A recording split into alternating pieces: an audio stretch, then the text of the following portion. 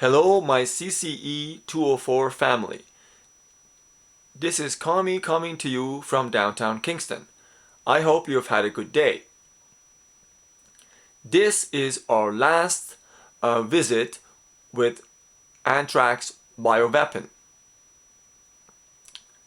In the past, we have presented you anthrax as a serious and devastating bioweapon, especially the new generations of bioengineered or genetically engineered anthrax strains that are gigotoxic. Yes, we can put up a very good fight against inhalational anthrax, and that is the weaponized anthrax in the form of an aerosol.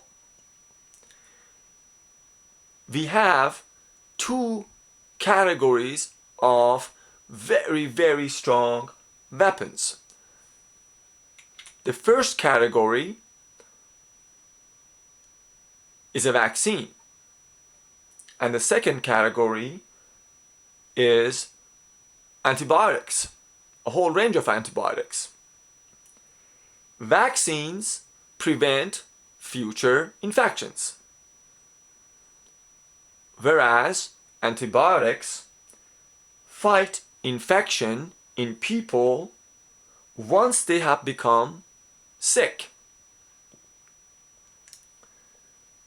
In here, you can actually see in this slide that Food and Drug Administration in the United States approving a new vaccine for inhalational anthrax in the form of an injection. This vaccine is very, very highly effective. But how does a vaccine work? For that, we will again visit the function of the tripartite toxin in anthrax that is composed of PA, EF, and LF. We will focus on the protective antigen PA, which is a cell binding protein. In other words, it is the one that opens the cell door so EF and LF can enter the cell and do their toxic damage and kill. Vaccine attaches itself to the PA protein and it alters its form and function. Therefore, it cannot open the door to the cell. If the door in the cell is not open, the toxins EF and LF are not allowed to enter. Therefore, no infection. The second category of weapon that is in our possession are antibiotics. Regardless of the status of your vaccination, whether you were vaccinated 2 months ago or 20 months ago, if a person is exposed to anthrax, they are put on a 60-day regimen of very powerful antibiotics. Quinolone antibiotics are a family of these powerful antibiotics, and they are synthetic organic chemicals, designer chemicals, and we have come from first generation of quinolone antibiotics shown in the first line to second generation in the second line, and the newest generation is presented to you in the third line.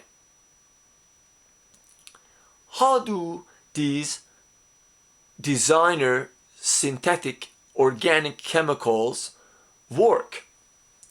For that, we have to visit, or revisit I should say, the fact that after spores lodge themselves in the lungs and enter the lymphatic system or the blood system, that's when the spores are converted to bacterial cells. For the bacterial cells to cause infection, they have to grow and multiply. And for that growth and multiplication, there is a very sophisticated DNA machinery that allows the replication of DNA so the cells can multiply. DNA replication is synonymous with DNA photocopy. You want to produce or give birth to other cells, you have to photocopy the information. And for that information to be photocopied, DNA will have to unwind, as it's shown in this slide, in order for the genetic information to be copied to the new cell, for the cell to grow and multiply, and for the infection to set in. So how does the quinolone antibiotics work? And they work in here. I've shown 2 quinolone antibiotic molecules in red, each attaching themselves to one strand of DNA. Therefore, basically shutting down that DNA unwinding that is necessary for replication or for photocopying. You cannot photocopy, you cannot produce new cells. Therefore, at some point, the efficacy of the bacterial infection stops and diminishes. So thank you for your attention and hope to see you soon.